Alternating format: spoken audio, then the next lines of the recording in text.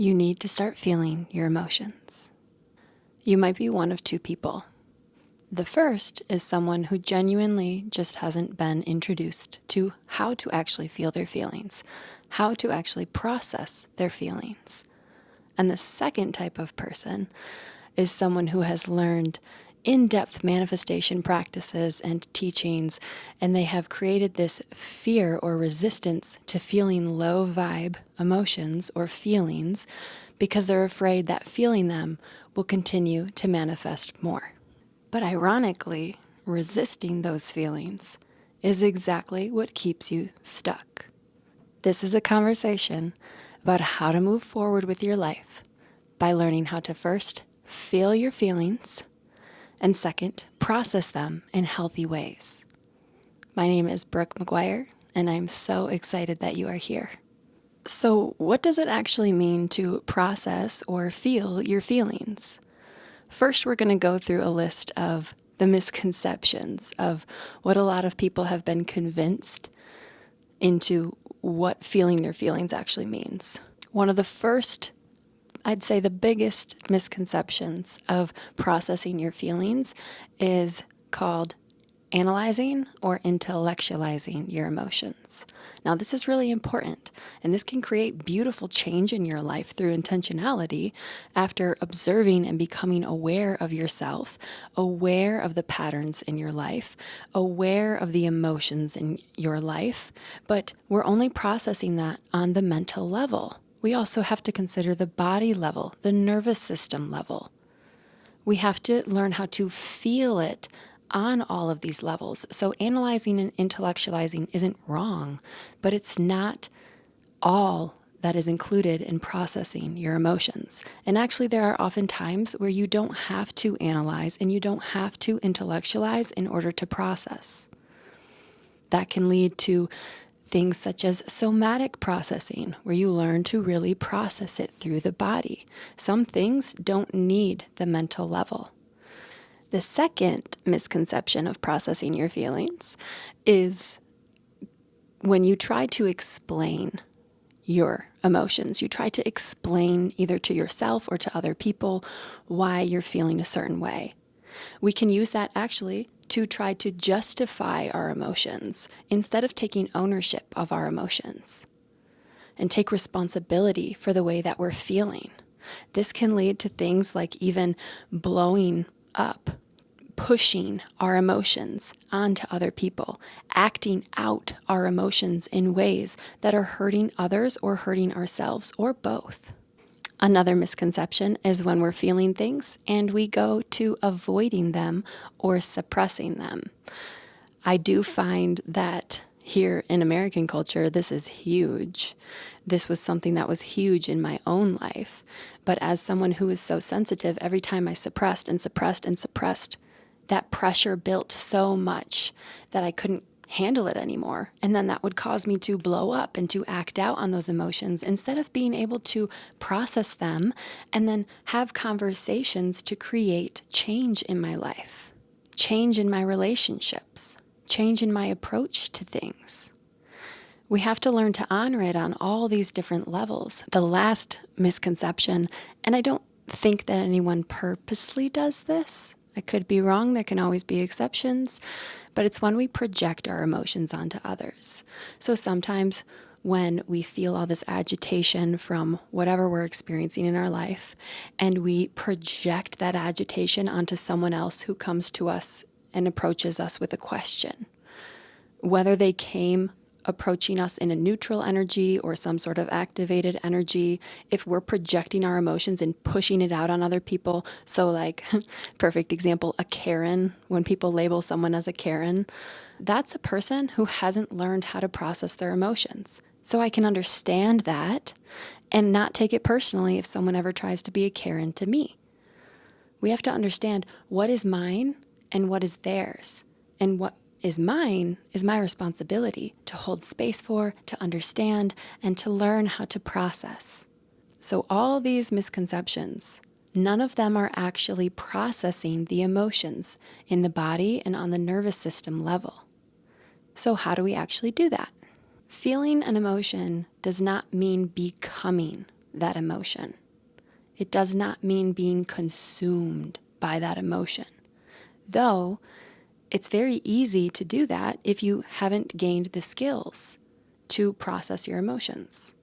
Feeling an emotion means allowing it to move through you without abandoning yourself. When we abandon ourselves, we don't allow ourselves to actually understand ourselves. When we have emotions, when they're showing up, there's a reason. Maybe we crossed our own boundaries, or maybe we allowed someone else to cross our boundaries. Maybe we made decisions or are living in a way that is not aligned with our actual values. And maybe we're unaware of our values. Maybe we're unaware of our boundaries. And these emotions are showing up so that we can begin the self-awareness work to understand ourselves. And that's what leads to having the opportunity and the possibility to create intentional change in our lives. So now that we talked about what is not processing your emotions, how do we process our emotions? The first step is noticing our emotions. And this can be a really big step for people. And sometimes this is the only step you need to focus on because of where you are at right now. If you are new to this work, just noticing when you are experiencing emotions is a huge step. This is where we learn to observe. Maybe we actually snapped at someone, and that's what allowed us to become aware of, oh, something's off inside of me. Something's not right. Something's showing up. Can I sit with it? Can I stay with it just for a moment? Sometimes just staying with it allows us to realize, oh, I need to set up that therapy appointment, and I need to take action, and I need to show up, and I need to do it. Maybe it means you realize, oh, I know I'm irritated because I had a conversation earlier and it didn't go the way that I thought it would go. And I have a lot of feelings about that. Maybe I feel I wasn't heard or acknowledged. Maybe I feel like I'm being grazed over and I'm not actually being valued in what I'm sharing. Our feelings are trying to help us. They are here to help us. I actually consider emotions to be my friends because the perspective that we choose to see things with actually impacts the way that we have a relationship and a connection to them. So perceiving your emotions as bad, what are you going to want to do? Shut them off, suppress them, avoid them, run away from them, shove them onto somebody else. And what happens when you say, oh, my emotions are my friends?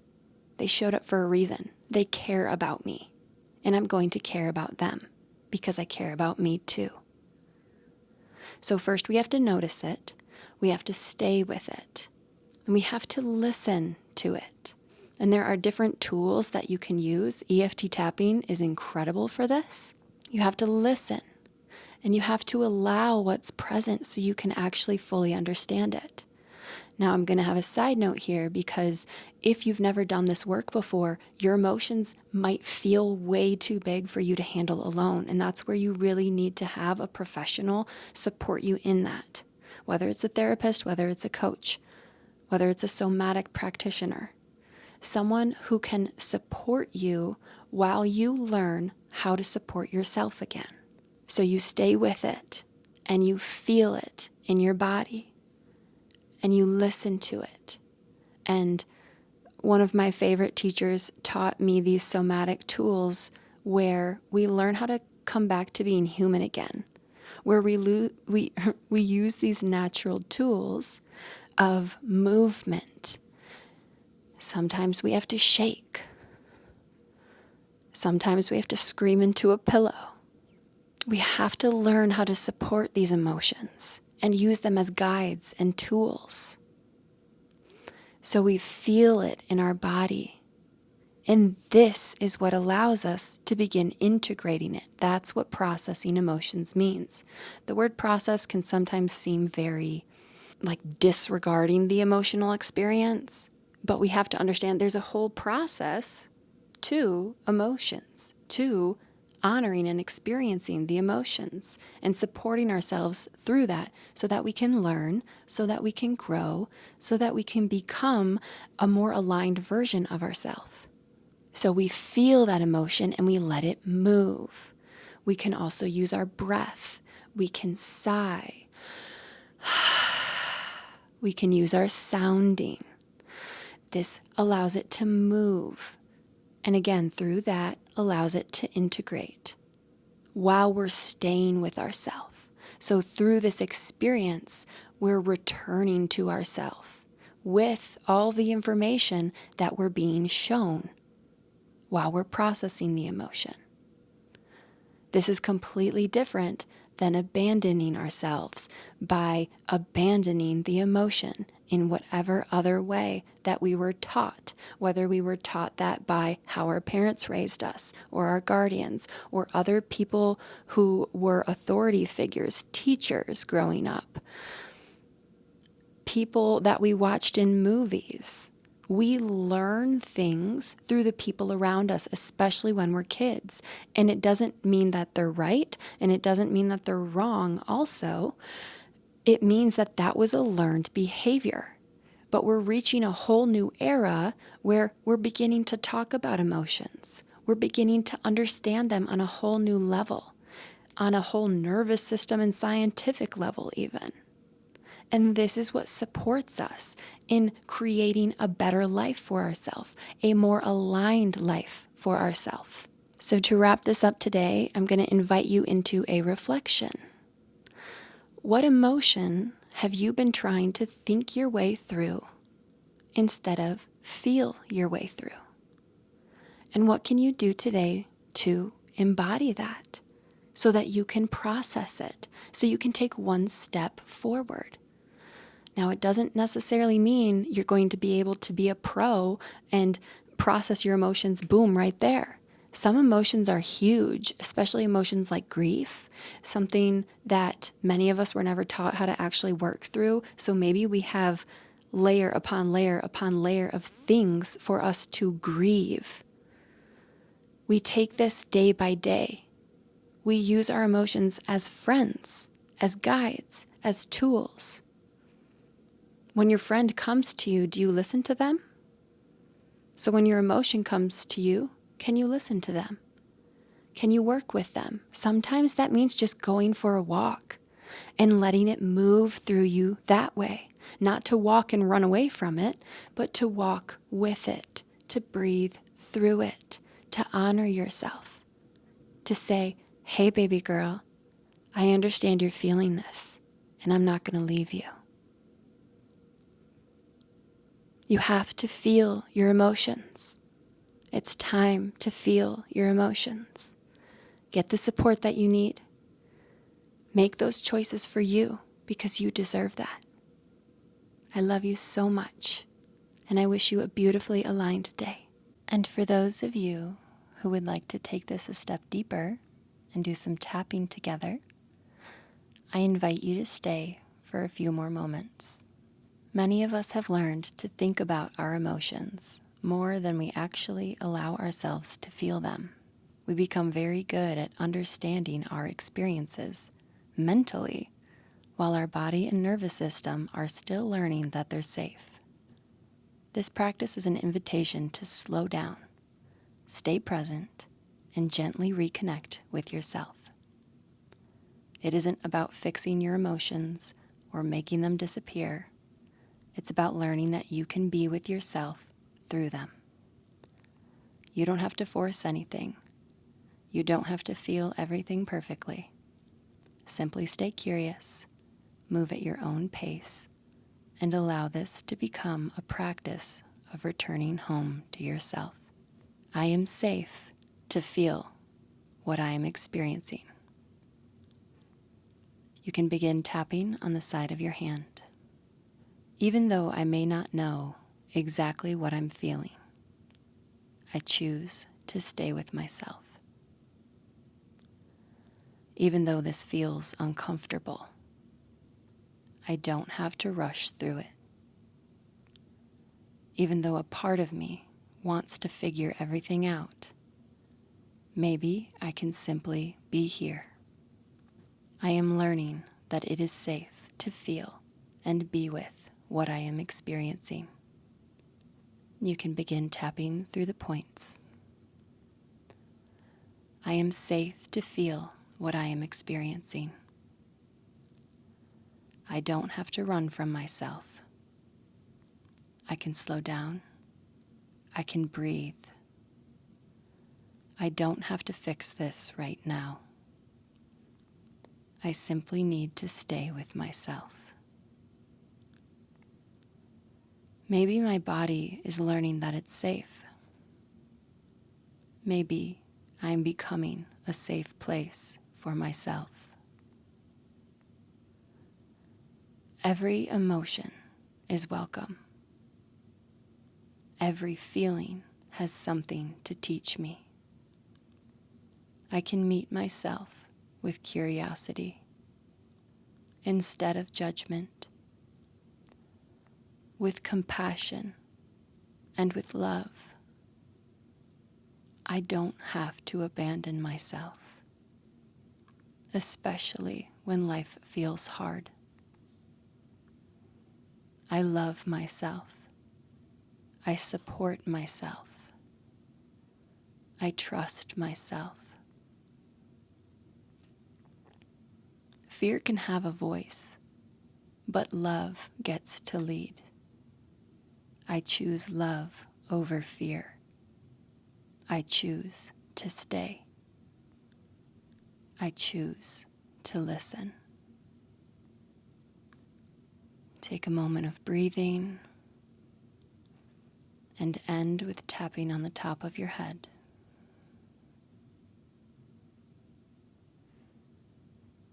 If it feels supportive, place one hand over your heart. Take a slow, deep breath and repeat the following. I choose to stay. I choose to listen. I choose to allow. I choose to integrate. And when I'm ready, I choose to move forward. I am becoming a safe place for myself. I don't have to earn my own love. I love myself. I support myself. I trust myself. I walk in love. I choose love over fear. I am the person I know myself to be. I choose to accept, honor, and love myself exactly as I am, while extending that same compassion to everyone else involved. Now take a slow, deep breath and gently return to this moment.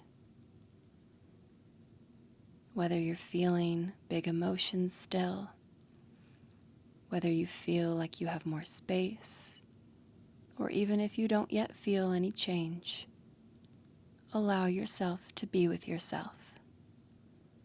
Move forward today doing something that you love,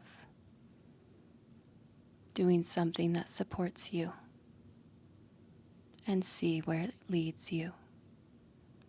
I love you so much. Until next time.